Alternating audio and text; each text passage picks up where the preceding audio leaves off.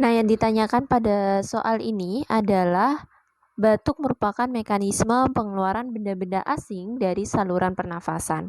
Peristiwa ini dapat terjadi karena adanya silia pada bagian apa. Nah, berikut penjelasannya. Jadi, saluran pernafasan itu sendiri merupakan suatu sistem yang terdiri dari organ-organ yang digunakan untuk proses pertukaran gas di dalam tubuh, di mana gas yang mengalami proses pertukaran adalah gas oksigen dan gas karbon dioksida. Sedangkan organ-organ pernafasan pada manusia diantaranya adalah rongga hidung, tenggorokan, pangkal tenggorokan, trakea, bronkus, bronkiolus, serta paru-paru.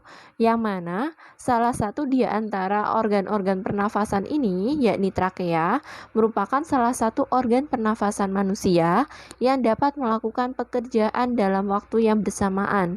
Trakea berfungsi untuk menyalurkan udara menuju paru-paru. Selain itu, trakea berfungsi untuk menangkap bakteri serta benda asing yang terhirup oleh manusia sehingga dapat menjaga organ dari paru-paru. Nah, komponen dari trakea terdiri dari sel goblet dan sel yang bersilia. Dalam trakea terdapat sel goblet yang berperan dalam memproduksi lendir untuk menahan benda asing, virus maupun bakteri agar tidak masuk ke dalam paru-paru.